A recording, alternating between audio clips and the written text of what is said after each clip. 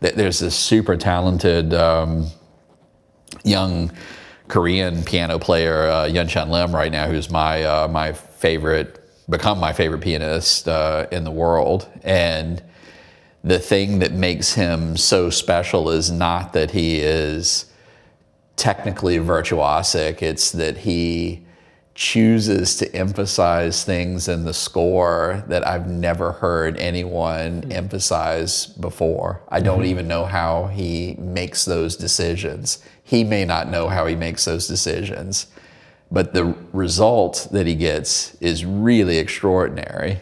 Put AI in that context. Yeah, so I think about this all the time because I spend almost all of my time when I'm not working thinking about craft and art. You know, we're sitting in a pottery studio, and like right next door is a wood shop, and that's one of the earliest things that I got my hands busy doing when I was young.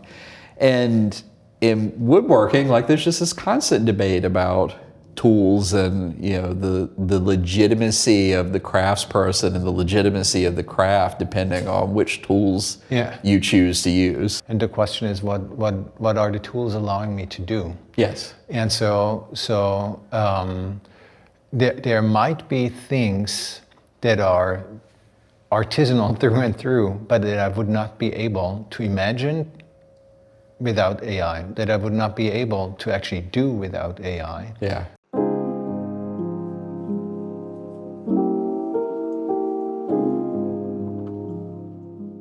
As you know, one of the things I find fascinating, intriguing, also slightly confusing about AI is that I think it's philosophically new, that it sort of partly, not fully, but partly exceeds the concepts we already have available to think about things in the world. And if okay with you, I would like to tell a little story of one of our earlier conversations, actually with Reed on Sunday mornings, and I was like, well, AI is so much more than a machine, and you politely waited till my speech track was over and was like, actually, it's a machine. So me being hypersensitive to, next conversation we had, another Sunday morning, I was like, well, AI is sort of a machine, and you interrupted me and said, actually, it's much more than a machine. Yeah. So I there is a tension there that I found fascinating, and that in retrospect made me think, the vocabulary we have is really not good enough. Yeah, look, I think the vocabulary is super problematic. So it just even starts with the term artificial intelligence and intelligence. Like, it's not as if we understand our own intelligence particularly well. So like you are inventing a new thing, nominally inspired by or predicated on this existing thing that is ill understood. So I think, whether or not AI is a machine depends on what you think the definition of AI is, and it probably depends a lot on your predisposition and your point of view. It's very hard for me to look at a piece of software and at the end of the day, like, AI is like just a bunch of code running on computer chips and networks and data storage. It looks kind of like just a program on a von Neumann machine, the same way that we've had for 100 years now. It's hard to say that it's not a machine, and yet I'm persuaded by not just how you've been thinking about things, but by how people are actually using it and how they perceive it, that like maybe it is something more than that. Yeah, I find that, so let me just go straight to the things that I spend literally every day thinking about, right? So this, I think that AI systems can learn from data and can generalize to some degree, can learn concepts that allows them to navigate situations they have not really seen before, is something that up until that moment, which for me was AlexNet, sort of only organisms knew how to do, or DQN and Atari games, some form of agency. that is, or agentive skill in the sense of doing something that we did not explicitly program it to do, but it's not random. So there's some systematicity there. Yep. The fact, there was a long tradition of sort of structuralist linguistics that say, well, language is just a system and you can learn it. But very, very few people really bought into this. Language is a deeply subjective. Yeah. So that AI systems can do all of these things makes them exceed the machine notion. Yeah, I mean, like I tend to think of AI and AI software more in terms of tools. I'm sure this sort of machine not machine dichotomy is important on some level, but like the interesting framing for me for like a very long while now has just been, okay, it's a tool, like it's an instrument that we use to do something. And I do agree that it's like a very interesting tool. So you mentioned sort of random, and like we've got this pottery sitting here on on the table, and there are things that potters have done for a very long time with the tools of their craft to try to get a result that is something that they didn't explicitly express. Mm-hmm. It may be like you sort of glaze this thing in a particular way with a bunch of materials and you put it in a wood-fired kiln and it's this huge dynamic process, and like you get something out of it that is very difficult to predict. And like part of that is because the environment, like the tool is itself inherently random. And like part of it is like the processes that are involved are very complex. So like they're just sort of beyond an ordinary understanding of what's going on. And like these AI tools are kind of interesting because they, to your point, you can get them to do things that are interesting, that are not exactly the thing that you have expressed, or they can get to a result in a way that is not the way that you expected or intended. Yeah, and it's very interesting. Is a great analogy. It's basically when you any artisan who uses tools, in this case pottery.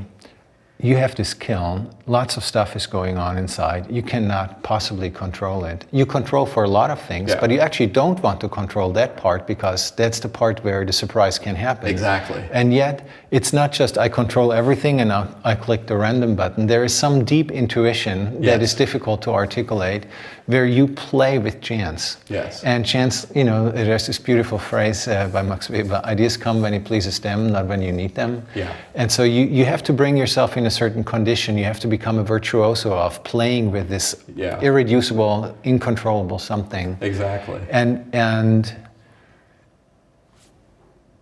AI does some of that, which is fascinating for me because you put AI in a tradition of artists, artisans, long time. These two things were not different.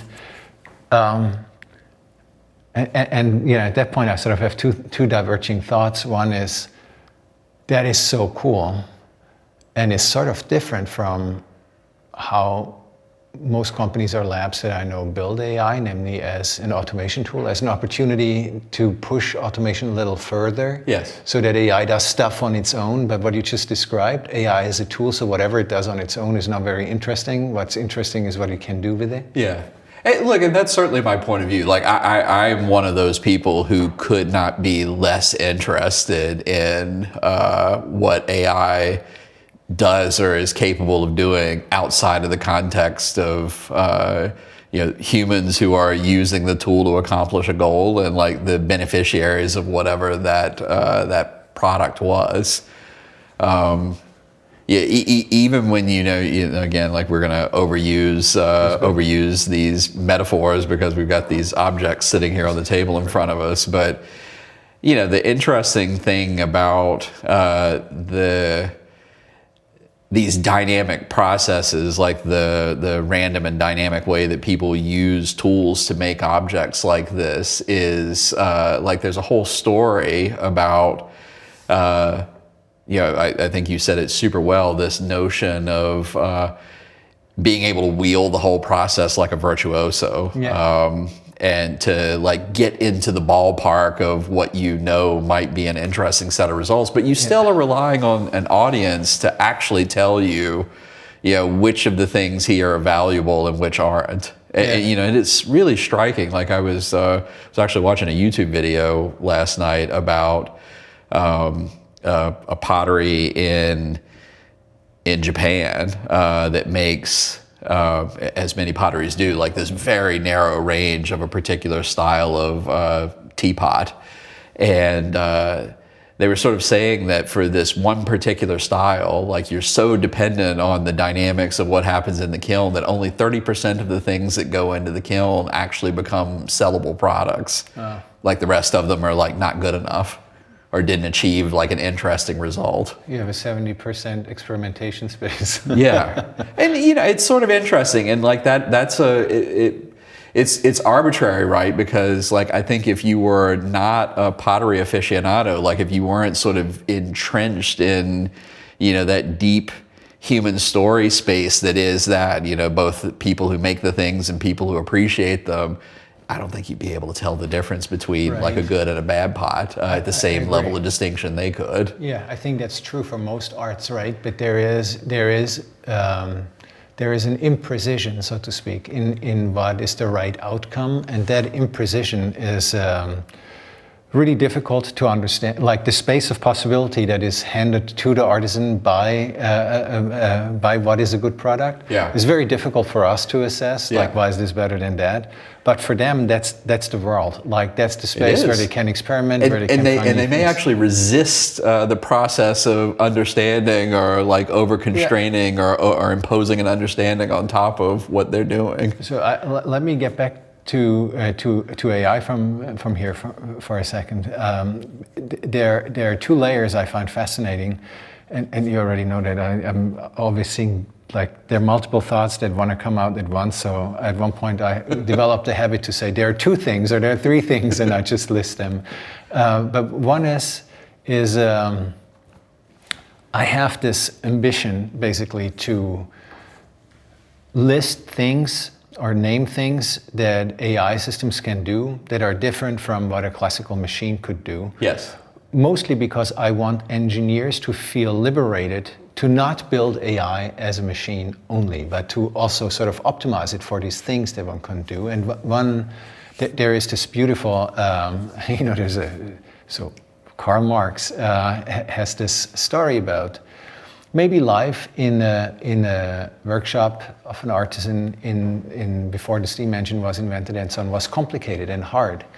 But the artisan built the product from beginning to end and was a virtuoso. And how good the product is depends on how high or developed the virtuosity is with which the artisan can use tools. Yes. And the reason why Marx didn't like the factories is that he literally describes the machine as virtuoso, that humans have to serve the machine, like in the early industrial space.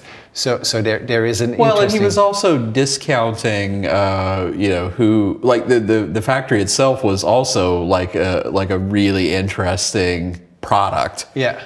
And like there was a huge amount of virtuosity involved in constructing the factory itself. I think Marx just didn't really appreciate that aspect of what was going on, which is fine. I agree with that. I think he was mostly focusing on labor.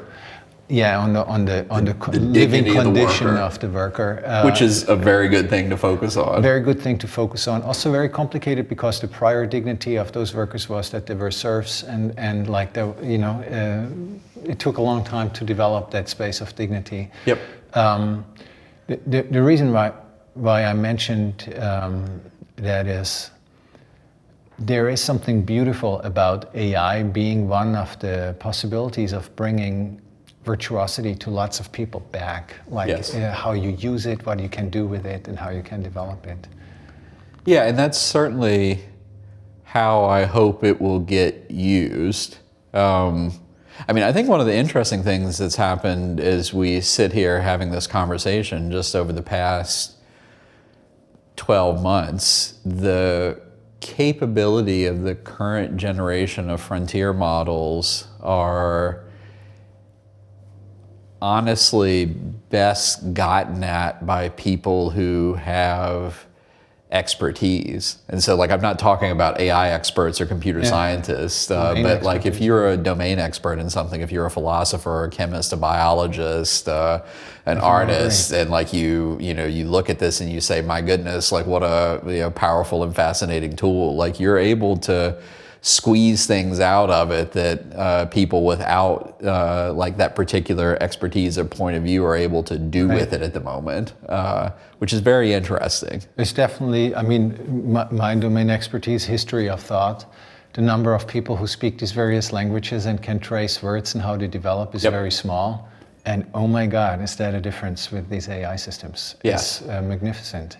And the thing that, this is one of the things that I like about your push of getting people to sort of reframe things, like trying to understand a tool in terms of, is it going to make the existing set of things that we're doing more efficient and increase the productivity of people who are doing those things? Like I don't think is the most interesting question to ask.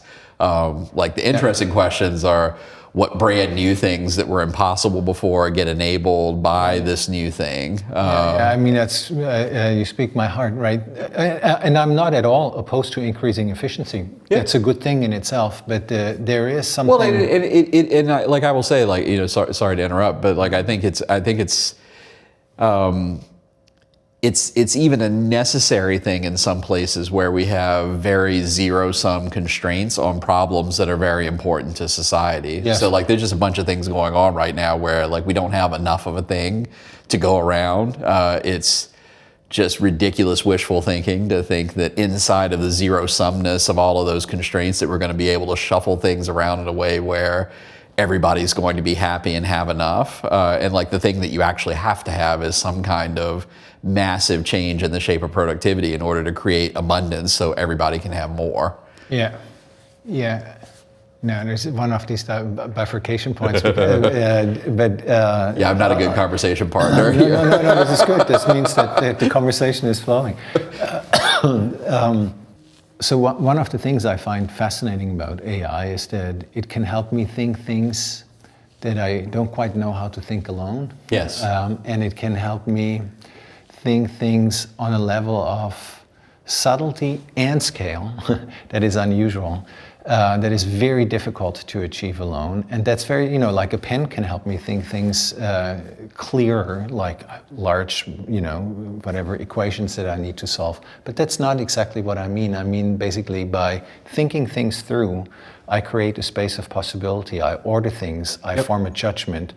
And the more of this ordering, thinking things through, I can do, the more orientation I gain, the more capable in navigating I am, the more freedom I have to make decisions. Yeah. And I hope that's one hope for AI. I think also the more paths you can explore. Yes. So like all of us feel constrained in a whole bunch of ways. It's like I don't know this, or like I'm not good at this thing, and like being able to like just relax those constraints, even if not completely, just a little bit, like gets you down paths that sometimes are super interesting that you would not even bother exploring before. I totally, and I think that the AI systems also got, so like one fascination I have is, there is for me an intuitive connection between set theory and 12-tone music. Now, this is not something that most people even care about, but I was always having a very hard time articulating what that is. And so I asked, in that case, Claude, is there a connection? And the answer was straightforward, no. And so I explained why I think that there is a connection, operating on the level of abstractions, operating on a level of sort of highly determined abstraction that creates music. And Claude allowed me to then find connections and articulate connections and fill a gap in a way where there was a seamless continuity between the two. And I would not have known how to do that myself. It's just one example. Which I think is super interesting. It's fascinating. And the other association, you once said to me, I don't remember the exact number, but the rough number, was in the 1920s, there were machines in the world that could do the work of, let's say, 10 billion actual workers if we would not have machines, which was a very high, the number is, I'm no doubt is wrong, but that was a productivity increase that was overall very, very good and important for the world. And the AI can be a further step in that direction. So this is like talking to absolutely. Yeah, I completely agree with that. Going back to the tool, one of the things that is fascinating about AI for me is that if I have a classical tool, and let me use a violin, whether it sounds good or not depends on the virtuosity of the human who uses it. Right, so it's kind of reducible in its value to how a human knows how to do it. Whereas AI appears to be slightly different from a classical tool in the sense that it can do stuff on its own to some degree, that it has some level of agentic capabilities or agency. Yeah, probably. I mean, you picked an especially interesting example in the violin because I do think a violin is pretty binary, but I'm more familiar with piano, and so with piano there's just this. It's less binary, I think. Maybe I'm wrong. I don't know enough about violin, but you can without an enormous amount of effort, and this used to be a pretty common thing because it was the way that you actually had music in your life. Relatively normal people, folks you wouldn't call virtuosos, could learn how to play reasonable amounts of music. I grew up in rural Central Virginia, and I went to a small Southern Baptist church every Sunday when I was a kid, and you had a piano and an organ player in the church, and they didn't go to Juilliard, they didn't go to college to study music, they just sort of learned how to play, and they were good enough to produce the effect that they needed to produce, which is sort of engage this big group of people into a shared experience around music, and I rather admire those players, and there's a continuum there too, right? Then you go all the way to these very extreme ends, and you have people who both have spent exorbitant amounts of time training, and they also have some talent, and some of it is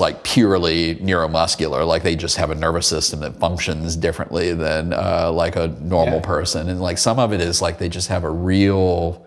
There's this super talented young Korean piano player, Yun-Chan Lim, right now, who's become my favorite pianist in the world, and the thing that makes him so special is not that he is technically virtuosic, it's that he chooses to emphasize things in the score that I've never heard anyone emphasize before. I don't even know how he makes those decisions. He may not know how he makes those decisions, but the result that he gets is really extraordinary.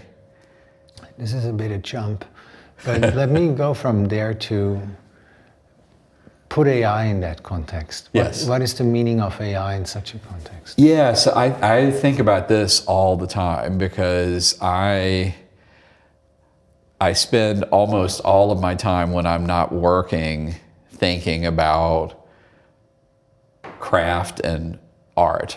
Which, I just want to pause here because this is really important. You're Kevin Scott, the CTO of Microsoft. You basically, and SVP of or EVP of AI. So that signals on the surface of things, cutting edge frontier AI models, as tech as possible, so to speak, software. But here we are in your studio. You're a craftsman, you're a builder, you're a maker with your hands. It's very important to you. That continues into the idea that there was a time when art and artisanry were not differentiated. They were sort of the same way.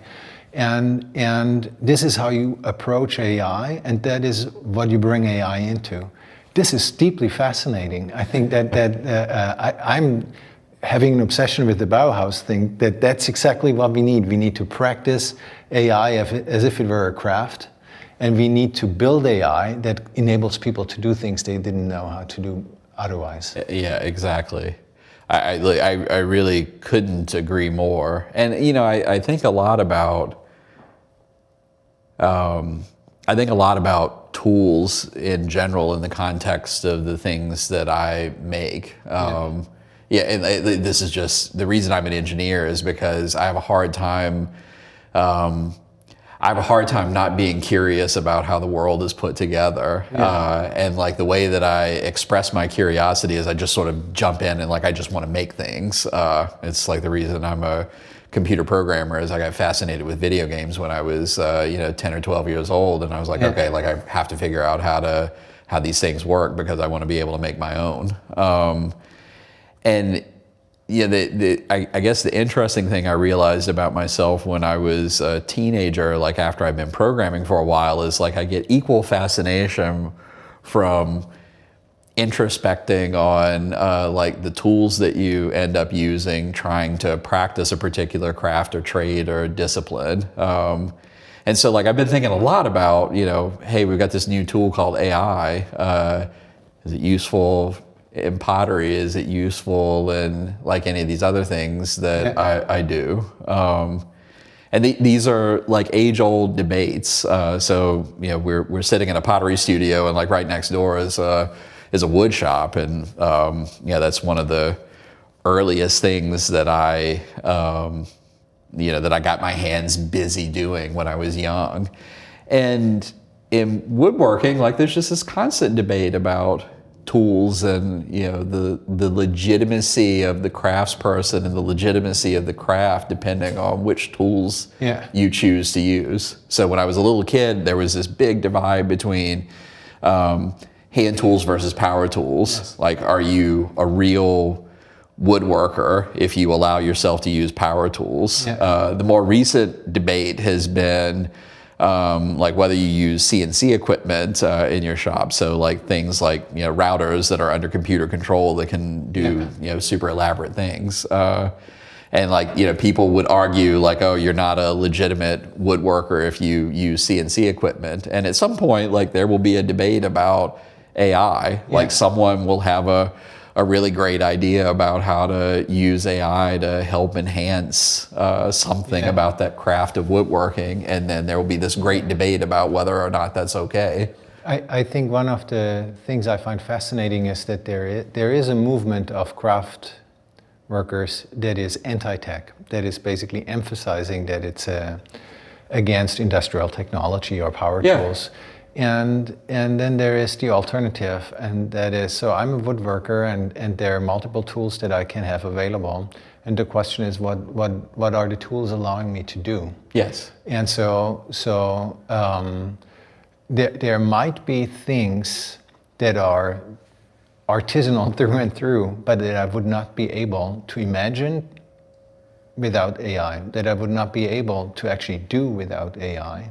So it's not that AI takes something away from artisanry, it's that it adds a layer, right? And so now I do think what's really important is that we build AI, let me say with artists, by which I mean with people who creatively and virtuosely do things. So that we can build AI optimized for doing things that no one would know how to do without it. So that it's a surplus, it's a gain.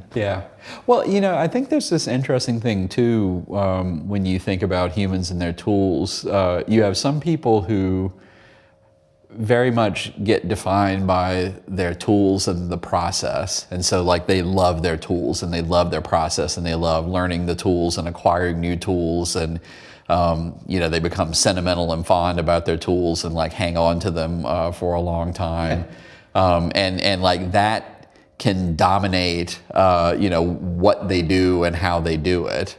And then, there are other people who are, more focused on what am I making and like why am I making it, and then the tools just sort of fall into that in whatever way feels natural and convenient. I tend to be more on that side of things. Like I use a lot of tools that have a lot of leverage in them because I don't have as much time as I would like to do these things, because I do have a day job. But I understand both points of view. And let me go. I mean, it's endlessly fascinating for me to talk with you about this, because I recognize that the only tool I have is a pencil, is a piece of paper and my pencil. And so I tend to, but that's a good set of tools. Yes, it's a good set of tools. And it took me a long time to understand that writing is a craft. Yes. And it took me a long time to sort of figure out that just the way in which you can use AI in an artisanal space, in the sense of woodwork, for example, you can use AI in the writing space. Yes. It's not to outsource something, it's actually to discuss things, to imagine connections, to try out formulations. These are all things that matter. Yeah, I mean, the thing that AI does for me with writing that I find useful, and I will just sort of say, like, I'm one of the people helping build this generation of AI. Like, I don't find it useful for everything. Like, I don't look at AI and say, oh my God, like I must find ways to slather this over everything that I'm doing. But like the thing that it helps me do when I'm writing is like I can get into this flow state with writing, and a bunch of other things as well, where I just feel super productive and the words are flowing, and I getting interrupted out of flow state is like difficult. It like feels mentally uncomfortable. It's like, something bad's happened. You went from like this thing that felt very good to like being blocked all of a sudden. And it really does like impact your productivity if you're writing something. And so like I tend to use AI to keep me in flow state. So like anything that is going to like drop me out of flow, like I just try to very quickly use AI to like pull me back in. Okay. Yeah, that's interesting. I do it when I have a formulation that I struggle with, and I have the feeling, but as you know, feelings or ideas don't come in words. So how do you get there? And I just throw something out at the AI. What the AI might give back might be bad, might be good. Sometimes it actually is very good. Sometimes it's really bad, but it's bad in a way that is incredibly clarifying. Yeah. Or I'm like, hey, but so whatever. Aristarchus of Alexandria, how many people even know he existed or wrote a comment on Homer? Yep. Every frontier AI model knows who that guy was, what his comments were, how he used ancient Greek words, and I can quickly ask, which adverb did and there's an answer. It's remarkable. But so I find the thing that's interesting here is both you and I are using AI for writing in different ways. Yes. But the thing that neither of us are doing is outsourcing the writing to the AI, which is completely uninteresting. Yes, and I do have the impression that this goes back to this. This goes back to musical live performance. In a musical live performance, something is transmitted. You're somehow there in an energy state, if you will, with the player. If an artisan makes an object, and you get the object, something is transmitted. Yes. If I'm reading a poem or a novel by a human who has sort of thought for a long time, has codified their experiences in that novel, and I'm reading this, something is transmitted. Yep. And I think that you can write perfectly well with AI, the way that we just described it, and transmit this. But when I get texts that are purely written by AI, I may have information bias, but I have the impression that this human-to-human connection, and I'm not a human exceptionalist, it's not important to me to say AIs can never do that, they can never write well. I just seem to not feel it, and that made me think, so maybe AI is much smarter than any human will ever be. It's great. I still need to have my thoughts. I need to work through them. I still want to build things. Can AI help me with that? I think you and I have had this conversation before. Like, machines are already stronger than people. They can do math faster and better than people. Like, they do all of these things, and yet we still have, International Math Olympiad, which are, is celebrating how well people can do mathematics. Like, we have strength competitions to celebrate like how strong people are in feats of athletics. Like, we really do mostly care about other humans. Right. No one looks at a forklift and says, "Oh my, how impressive this thing is because it can lift 20 tons." Yeah, and that sort of that brings me steadily back to this. Why do we build AI? What do we build AI for? And because we talk about music, I recently had a discussion with somebody about an AI music generator. Mm-hmm. And I was like, well, so do actual musicians use this to make music? And the person said, yeah, the famous musician Wycliffe Jean told me that he can execute his ideas faster. And I didn't know how to respond on the spot, but it made me unhappy to respond. It was clear that there's something not right. So it took me some time to think that through, and then was like, faster. Did we invent the electric guitar to make classical guitar playing faster? We talked about this once, and clearly, actually we initially built it so because classical guitars were not loud enough in big bands. Right. But at one point it became an instrument that enabled a form of music that nobody had ever heard. Exactly. You can play things on an electric guitar that you cannot play on an acoustic guitar, yes. And vice versa. So could we work with some musicians who know the history of music sufficiently well to basically find out if AI can be a new instrument? Yeah. If intrinsic in AI are possibilities of music, or of, like we do this with vision, like new forms of it. Yeah, I suspect that we can, and maybe there are some patterns that that are contrary to the thing that I'm about to say, but most of what I've seen with that sort of invention is you need the artist, like the person with the creative vision, yes. to decide that they understand this new technology, this new yes. tool, and that like they have an idea for what they want to do with it. And like there have been a bunch of fearless musician inventors, like folks who like had a thing in their head where it wasn't really obvious what the technology was that was going to let them go do the thing, and then they just figured out how to do it. So there's Les Paul with the with the electric guitar. There's one of my favorite classical pianists in the 20th century, Joseph Hoffman, who was perhaps the best pianist of the 20th century, but like he had this quirk that his hand was like slightly small, and so rather than not being able to play this range of repertoire that was written by people who had bigger hands than he did, because keys are arbitrarily like whatever centimeters wide, like he just invented a piano that had smaller keys. And like the contemporary example of this is like this young musician, Jacob Collier, who is just absolutely extraordinary in incorporating technology into his musical vision and like doing things that no one has ever really done before. Yeah, I think the But it's mostly him and his artistic vision. Like yes. the technology is subordinate to what but he's fearless about using it. So I totally agree with what you're saying.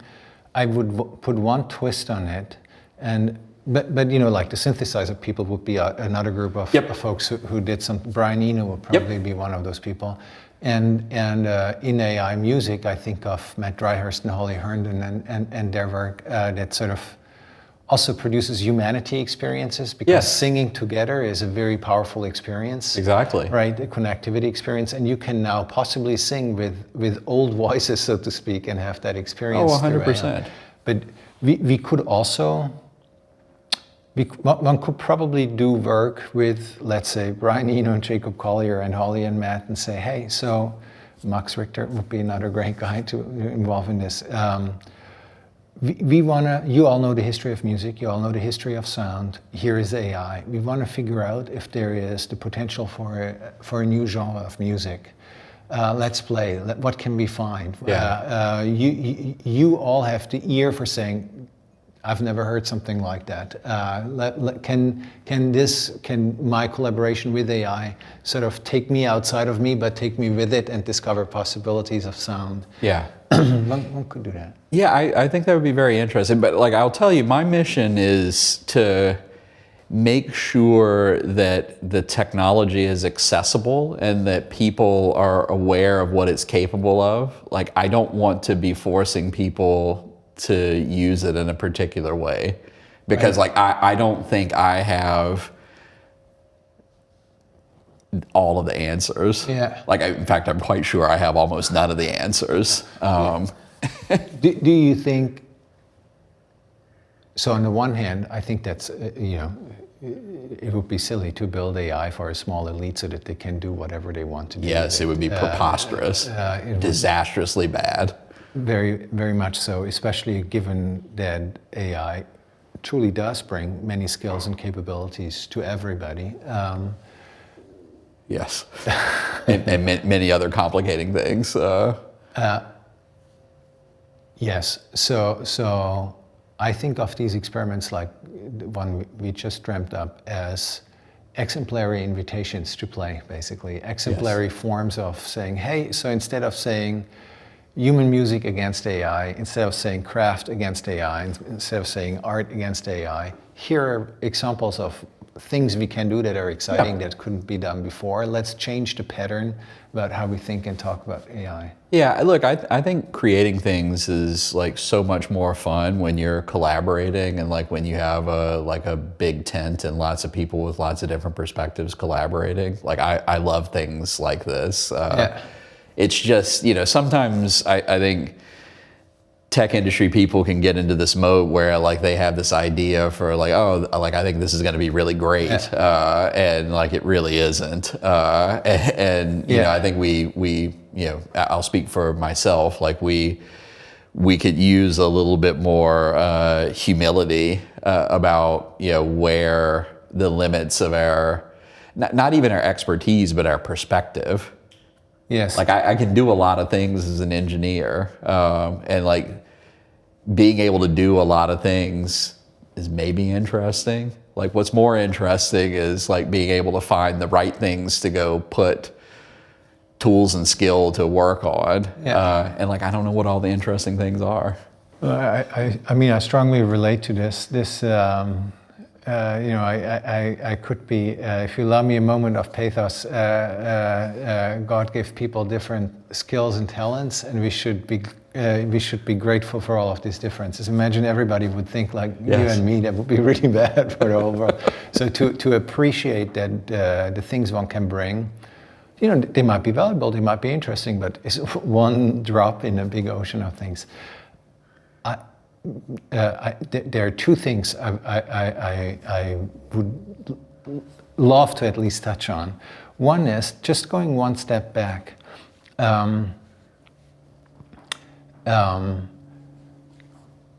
So the distinction we began with, AI is a machine, is more than a machine, is like the distinction between machine and its other, whatever that is not sufficient to talk about AI. And one of the things I find fascinating there is the typical other of a machine would be a human or an organism or a living thing.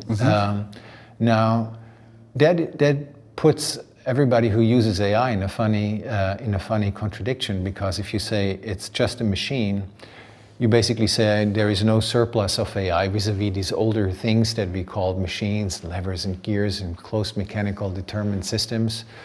But you also may not want to say it is alive. I don't think it is. So we don't have that vocabulary, and figuring out what AI is and how one can talk about it or how we should relate about it, something many people are worried about, because they recognize it's more than a machine, but they also are afraid that it could have come alive, or that's like something that is scary. So one of the things I take from our conversation is these are philosophical questions, but they're by no means theoretical questions. They're actually practical questions. You have to build AI, you have to use it, you have to learn how to inhabit making in philosophical terms. Yeah, I totally, like, I also don't think it's a new question, because you could sort of flip everything around on its end, and you could assert that you and I are machines, like we're just like very complicated, like biological automata, that, you know, that we've got a whole bunch of like biochemical processes going on inside of our body and our mind, and like the thing that is like the emergent property of all of this stuff is like a consciousness, and like we're sitting here, you know, having this conversation because of, you know, of how, you know, this biological machine is running. And that on one level may actually be true, like as a scientist, like I kind of hope it is, because if it is, it gives you a pathway towards deeper understanding of, you know, like what we are and like how we're put together. But it also, you know, reduces out like a bunch of stuff that seems very important. You know, and like I'm not a particularly spiritual person, but you know, something about our own humanity is like more interesting than being able to articulate, you know, like how it is that we function as a biological machine. Yeah, I mean, as you know, I relate very much to this. I think, so if by spiritual one, like I like to make that distinction between philosophy and religion. They may ask the same questions, but religion is about answers and philosophy is about inhabiting the question and keeping it open. So, and science is about the hubris that you are going to be able to know. yes. And sometimes that's a good thing, right? If you're not every now and then having the impression of, my God, thousands of years had to wait till I came along and I solved this experiment, then you're not a good scientist. Yeah. So, but they're, you know, like historically, machine and organism were counter terms, right? Because organisms have epigenesis and individuation and growth, and machines don't. So what you just did is, you bridge that gap and say, well, you know, sure, like there are these machines, like purely mechanical levers and gears and so on, and then there are biological organisms. They're still organized things. Things happen reliably. So if I take a step back, then I can say the terms I abstract from a classical mechanical system are useful to think about organisms to some degree. That doesn't mean I say organisms are exactly the same thing. So in some sense, let me make a distinction between biology is technology, then I say, no, it is this like machine.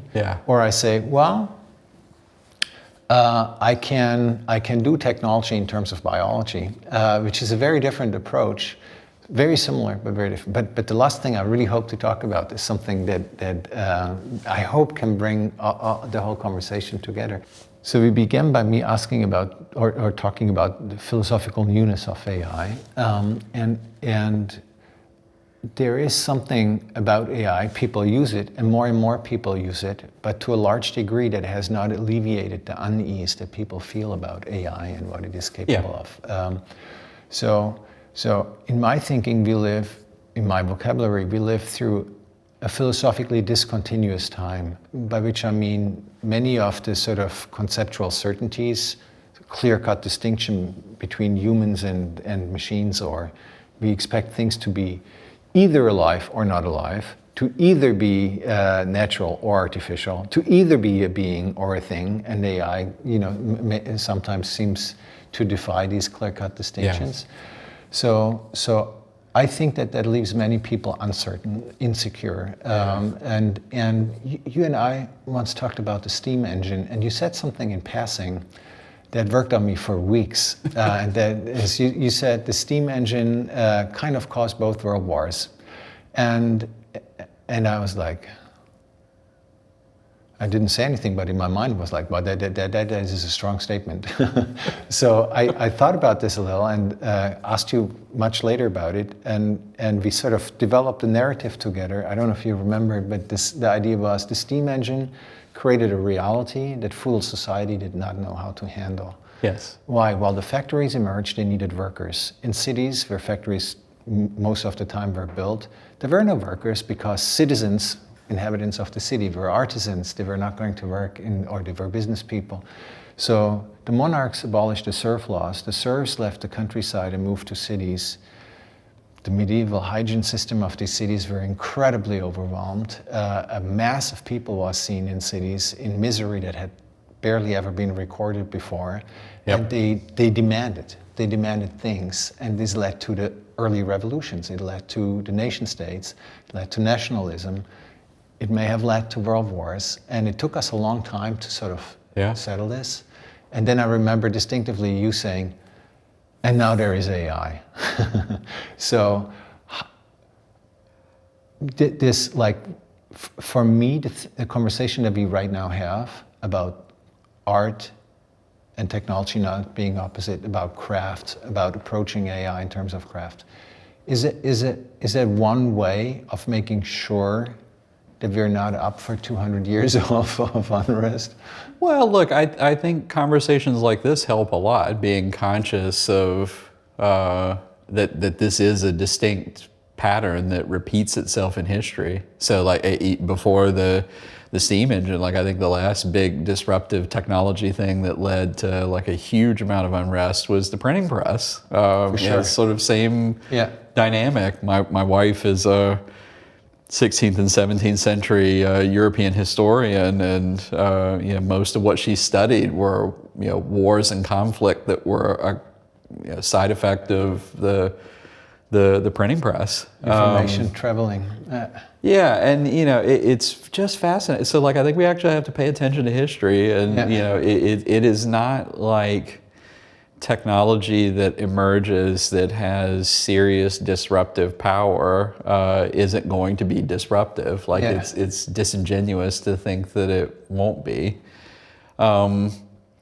So I do think we have to think about history, and we have to think about how we make decisions about how we deploy things. It's why like I try to be really precise when I'm advocating for a particular point of view. Like I want us to think about it as a tool, and like tools have human users. I want us to think about who gets the benefits of the tools. I want us as a society to think about incentive structures that encourage us to solve these super gnarly zero-sum problems, and like create abundance where we really do need it. It doesn't mean that that's the only benefit that has to happen, but like you have to be really serving society. Otherwise, what's the point of all of this? I generally agree. I have two sort of twists on this. One is we can learn from history that every now and then a scientific discovery or a technical innovation creates realities that are so new and different that they upset the ways in which we have been living. Yes. But precisely because they create new scenarios, new situations, new possibilities, we can learn how to be sensitive to this from history, but we have to learn how does this break away from the history we already lived through. And the second twist is something that I find we talked about the whole time, and why we are also here in that space, I think, and that is, in some sense with AI, I think technology itself has become philosophical. That sounds very fancy, but what I mean by that is just building technology, building AI is a form of introducing newness in the world for which we don't have concepts yet. So in AI, thinking and doing, the abstract and the concrete, art and engineering is dissolved. They are undifferentiated, and I think it would be amazing if we learn, not fully, they're undifferentiated in some parts. I don't think everybody has to read Hegel now or something like this, but asking, what is the newness that we introduce here? Yes. How does this break away from prior things? How can we make that newness available as a new possibility to people that is exciting? Yeah. This is where philosophy, craft, art, engineering coincide in one spot. Yeah, I totally agree. And like we also have to remember that ultimately we get to decide what it is that we value. One of the things that's been fascinating as I've gotten curious about pottery and started making it and studying the history of it, like particularly Japanese ceramics, is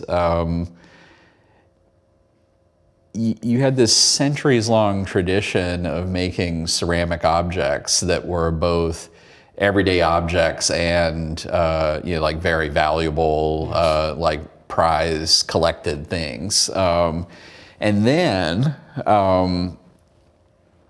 you very abruptly had Japan in the 1860s open to Western trade when they had mostly avoided most of the Industrial Revolution just through a set of political decisions around isolationism. And then very quickly, like, you had strange things happening. So like the entire ceramics industry like was in absolute turmoil because very quickly one of the sets of goods that Japan wanted to trade with the rest of the world because the rest of the world wanted it is like lots and lots of ceramics. And so they industrialized all of their production processes, which was hugely disruptive on the industry. And there was a counter movement to that in the early part of the 20th century where, very quickly, like, they industrialized, and then very quickly they realized that, yeah, this is not the 100% of the way that we want to like have these goods in our society, and it's not 100% of the way that we want to respect the craft and the craftspeople. And so like there was Shoji Hamada and a couple of other folks, and Bernard Leach, who was like a British citizen, basically helped create the studio pottery movement that is like a mainstay of the Western world now. And it was a reaction to industrialization, and it was people saying, we value handmade things. Like, we know that we have to pay more money for this because it isn't made by a machine, it's made by a craftsperson. But we value the craftsperson and the craft so much and the objects that they're creating that we're going to support it. I read they even worked with archaeologists to sort of dig through old earthen kilns to find out what chemicals or what things were used to basically get the glazes. It's fascinating. Thank you. I mean, like there was the whole traditions just disappeared like very quickly. Like there's this is probably too much pottery nerdery, but like there's this type of pottery called Shino pottery that is, like people would recognize it if they saw it. It's like these sort of white orange, very crawly glazes. Like I love them. Like I think they're just beautiful objects. By the early 20th century, like all the kilns that made Shino ware were gone, and like everybody who knew how to make Shino pottery was dead. And there was this potter in the 1940s, 1950s, Toyozo Arakawa, who was just out basically doing archaeology and like rediscovered like the sites where the old Shino kilns were in Mino, and figured out all of the recipes and revived the entire Shino pottery trend. One of the things I find, like, you remind me of is like young Steve Jobs gave this talk in '82 at the Aspen Ideas Festival, where he tells people, he asks who here uses a computer regularly, and it's '82. Not many people say I. And so he says, well, that's okay, but in future we will all spend more time with our computers than we spend with our cars. Nobody believes him, right? Everybody loves him. And Jobs gets angry, but then says, whatever. The question is, what do we do with that insight? Yes. We have a chance to build something that we know people will use 3, 4, 5 hours a day. Do we build cheap and ugly products to get as much market share as quickly as possible? And he said, we don't have to do this. Our competitors are already doing that. But then he says, so what's the alternative? Doing nothing. It's not an alternative. The alternative is to build something, and then he refers to Japanese chaban bowls, that is an extremely useful everyday object. And that is so beautiful that it transcends the everyday, and people are grateful that you built this. And I think we really have the same chance with AI. We can build something that is that. I think we do. And like, I think also, like one of the things that is definitely true whenever you have new abundances because of technological innovations, invariably you have a higher appreciation of the things that are rare. Yes. Like it just sort of reminds you, like, you know, what the really precious thing is. You may be grateful for this abundance because it's made something that you need cheaper and more available and higher quality. But it also at the same time reminds you that there are all of these things that are like very precious that are not industrializable, and nor do you want them to be, and that like Right. there's still space in your life to value those things as well. Yeah, I agree completely. And it's good to have only a few of them because you get to use them with the preciousness that they deserve. Indeed. Everything has a dignity built into it, and it's up for us to see it and honor it, I think. Yeah. Thank you so much, Kevin. This was cool. This was fun.